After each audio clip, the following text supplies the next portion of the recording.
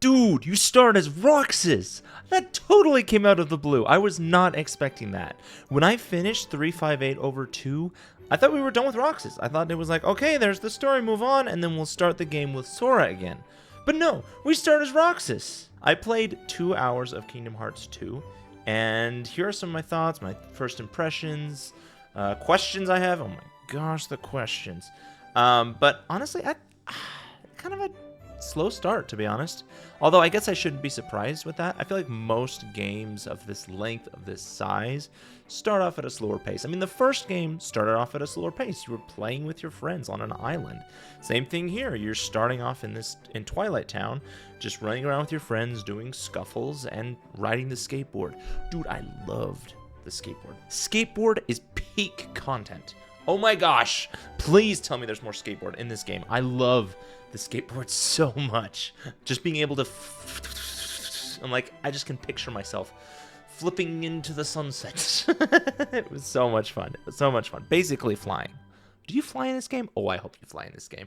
I want to fly in this game. As soon as I got in, I jumped, and I jumped like this much. And I was like, oh, I feel so limited. I'm expecting this high jump that you have in the first game, that you get in the first game and you get in Chain of Memories. But nope, it's just like, I'm like, no. I'm sure that I'll get it eventually. I'm sure that I'll get it eventually. But it's very limiting right now. And I don't have a dodge. I keep pushing the dodge button when I'm supposed to try and dodge away from enemy attacks, and nothing happens. And so the way I had to beat the last guy I fought was I was just like, I'm just gonna run away. Because that's all I could do. I could just run away and then run. There's no dash or anything. I could just run away and then run closer and attack him, and then run away and then run closer and then attack him.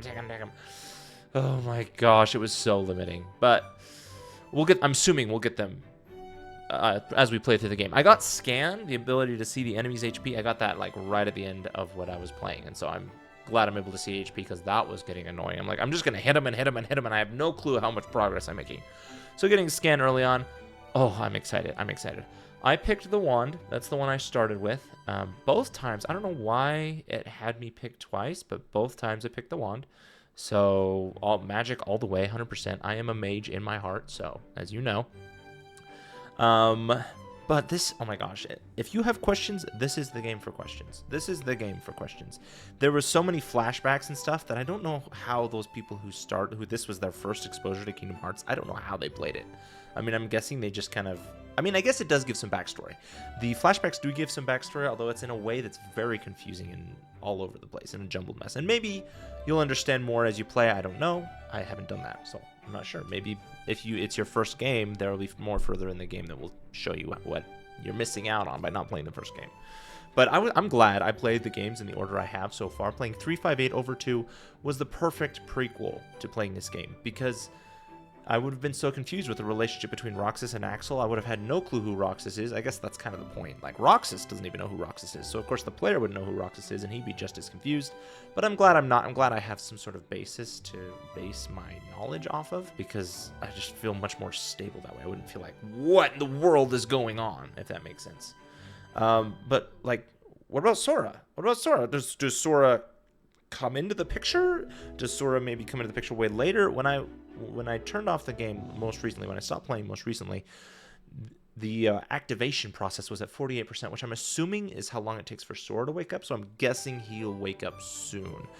Well, I hope they let us play as him. I hope they let us play as him as much as Roxas, if not more so, because, oh my gosh, I want my boy back. I want to play Sora. Roxas is cool. I haven't had an opportunity to build much of a relationship with Roxas, so maybe that will change as I continue to play him. But I want Sora back. As long as he's not the dumb Sora that was at the end of Chain of Memories. That Sora was so dumb and I was so frustrated with him. But he was missing memories, so he was, of course, making irrational decisions and reactions and stuff. So, step back, breathe, okay? All right, and also, what's going on with Donald and Goofy? Like, it's been a year, 358, about 358 days since Sora went into the memory thing. And the memory restore thing. And what are Donald and Goofy doing? Are they just chilling? Are they just hanging out? Just like, yay, we're just going to hang out outside of Castle Oblivion for 358 days. Woohoo. Or are they doing some secret mission? Will they even tell us? Maybe they'll just pop into the picture and be like, hey, we're here. And then join the party. I don't know what they'll do. And games are weird like that. But what do I think is going to happen going forward? What do I think is going to happen with the rest of the game? Well, I think that with the amount of confusion that's at the beginning of the game, and I'm getting the vibe that Sora, when he wakes up, is not going to have all of his memories. He's not going to have all of his memories, and Roxas is going to have some memories that he has no clue what to do with. And so I feel like they're both going to have this kind of journey of self-discovery, trying to figure out what in the world was going on. That's kind of what happened in the first game. A lot of it was trying to figure out what in the world was going on, and then eventually they led into kind of trying to, you know, fight the big bad guy. Although I guess the whole time it was to try and save Kairi and Riku. But this time I feel like there will be a lot of self-discovery journey. There will probably be some searching in order for Sora to try and figure out how to get back to Kairi, if he even remembers Kairi. Who knows? I don't know when Kairi's gonna... Is Kairi gonna come into the picture, or is she just gonna be the lonesome damsel in distress that awaits on the island, Destiny Island? I guess we'll find out. I don't know. Also, what's Sora gonna look like when he's old? I mean, I feel like they went from like 12 to like 17 in like a year's time. But I guess I could see maybe going from 15 to 16, maybe. But that's quite a growth spurt, if you ask me. But I don't think that they'll get into the big bad and the evil stuff until probably the second half of the game. I feel like the first half is just gonna be them like, what in the world is going on, and trying to figure out what's going on. Same with us. I mean, the player is gonna be like, I don't know what's going on. I'm just here to play and have fun and fight. Wow, I'm just drawing a blank. Ursula, I guess we'll go with Ursula. I'm just here to fight Disney villains. But eventually we'll get more into the meat and potatoes of what's going on, and we'll figure it out. I don't know. That's my prediction. That's what I think will happen. The guy in the black cloak that stole Roxas's money at the beginning, I feel like that's Riku. That has to be Riku. He's the only guy who's not in the organization who wears one of those, unless Mickey Mouse got a massive growth spurt, which, you know, didn't happen. Ansem is definitely coming back. At the end of 358/2, Riku accepted Ansem's darkness, and so he transformed into Ansem to some degree. But I'm assuming he'll have some sort of control over him, or maybe he'll lose control of him, and then he'll be a villain. But I don't think he'll be like the big bad, like the final boss. He'll probably be like, if he is a villain, he'll probably be like a side villain or a background villain. Although maybe he won't be a villain. Maybe he'll actually help Sora and Roxas out. Not sure. Diz also, I'm not really liking Diz. I mean, maybe it'll come out that he has great intentions and he's trying to do what's best for Roxas. But, oh my gosh, it's this whole Truman Show situation where he's keeping him trapped in this fake town.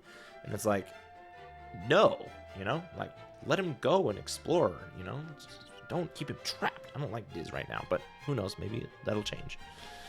Naminé she kind of shows herself as just kind of appearing in different places and kind of being this mysterious presence that kind of appears in the most weird of times. So far, it's been the most inconvenient of times for Roxas, but we'll see. I think that's going to continue. I don't think she's going to become a super relevant player in the game. I think she's going to continue to be this mysterious character who just kind of appears out of nowhere at different places and times. I feel like the game will be focused around Roxas, Sora, Goofy, and Donald, and we'll maybe see flashes of Riku and Mickey.